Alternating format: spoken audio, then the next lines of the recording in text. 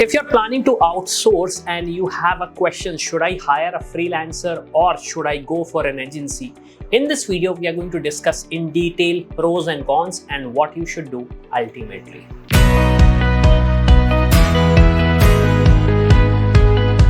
As a business owner, as a manager, as a company, it is now getting literally very difficult to actually hire some great talent. So what we are doing, we are actually outsourcing our work so at least we can move ahead. Now, the scenario is we have a question, should I hire a freelancer because obviously this gives us an opportunity, or should I go with a fully fledged agency?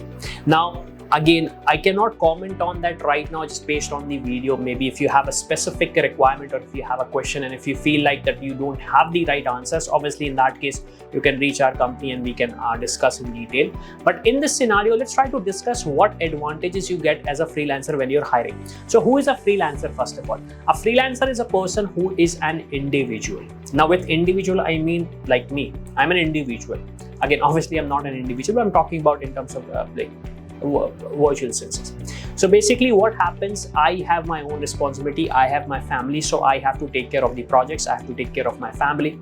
So this is something which is quite important and this is something which I have to learn.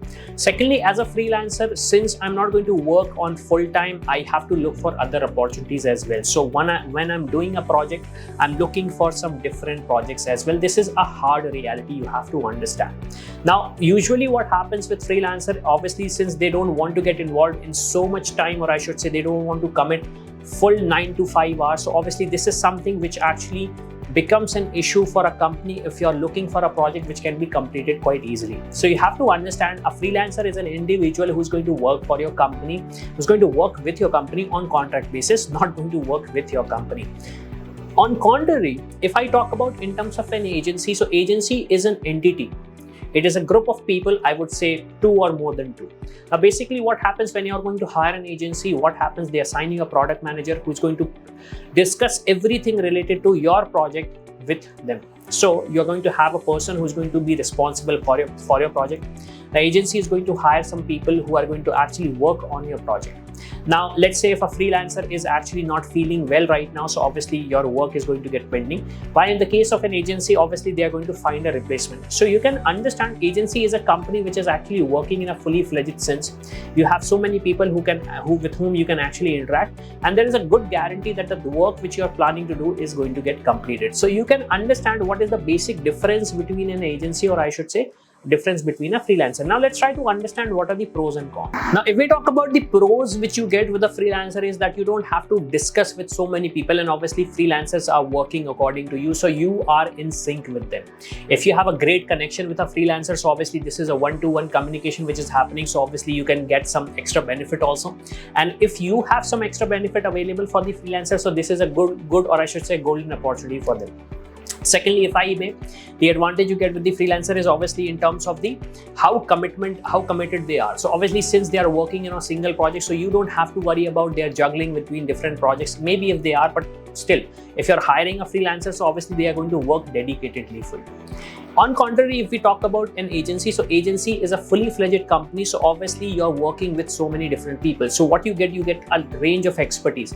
Someone who can understand you, someone who can actually build a code, someone who can do the marketing on behalf of you, someone who can do actually the sales process on behalf of you. So they will actually bring in the multiple expertise which may be required for your particular project.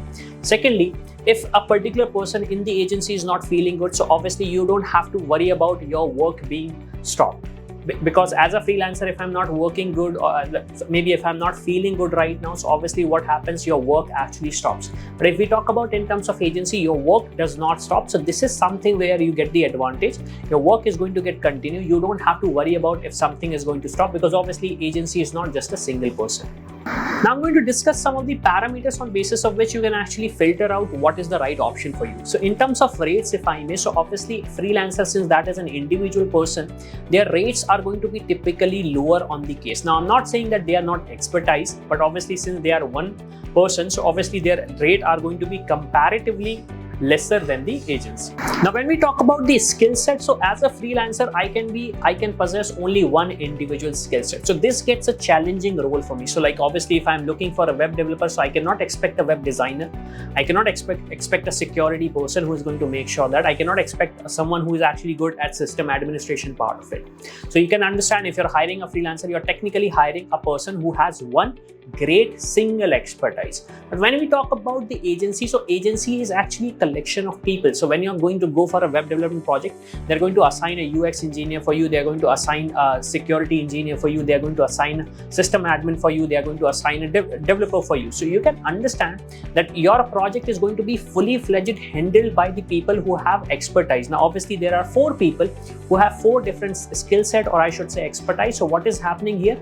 You're getting the advantage of multiple skill set in a single project. Now when we talk about the timing, so usually what happens, as freelancers, they are single person. So you can imagine if something is happening, something important is happening in their life. So like let's say there is a event which has happened with their family, so obviously you have to trade there.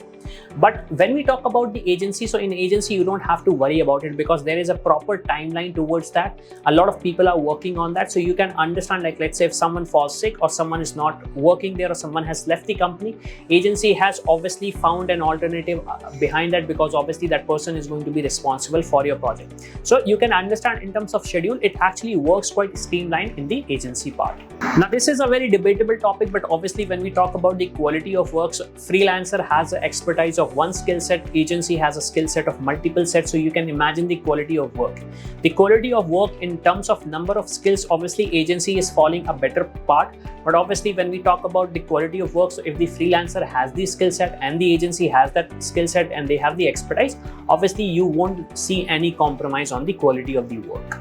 Now when we talk about the project management, how that is going to be handled. So when we talk about in terms of a freelancer, so a freelancer has to worry about the invoicing part of it, he has to worry about the project management part of it, he has to take meetings with you, he has to learn new skill set, he has to make sure that the particular project which you have handed him, they are able to do that. So you can imagine multiple responsibilities on a single person.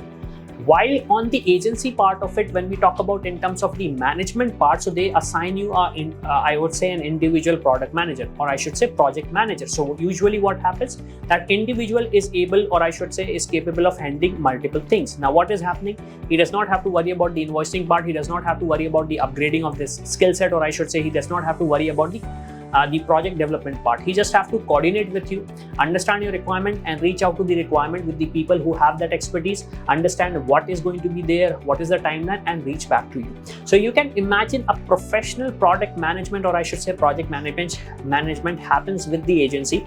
Now obviously a lot of freelancers have used the tools, but obviously if we talk about in terms of proper management, agencies actually win here. Now what about the annual maintenance, or I should say maintenance? In case of a freelancer, obviously the charges are going to be extra. For a very specific reason, freelancer has to put in his or her hours apart from the project which he or she has built. So obviously you can imagine certain number of rates which are going to be given to you for the maintenance. And obviously if the freelancer is now working on another project, so you can imagine that it is going to create a chaos for you, because obviously they will be involved in that project.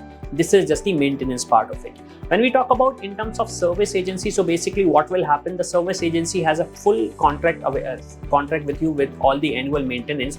Now since they have multiple people, obviously it is very easy for them to assign someone who is actually not working in a project, or someone who is actually not involved in a particular project on day-to-day basis. So you can imagine a fast approach towards the maintenance of the project when you actually go for an agency.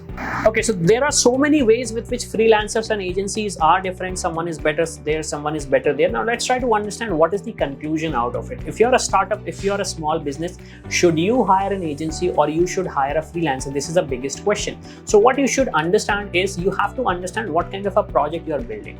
If the project is very small project, in that scenario, if you're not looking to actually create a huge expense, you can actually opt for a freelancer.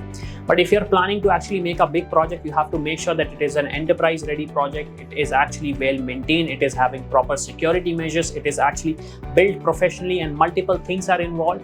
So obviously in that scenario you have to go for an agency. Now obviously if you are confused with what kind of a project or I should say what kind of a right answer you should be actually exploring. So in that scenario, I would say if you have some confusion or any question, obviously put them in the comment and let everyone in our community understand what kind of a question they have, so that everyone can actually join in and they can support each other. So with this, thank you for watching this video, and I'll see you in the next one.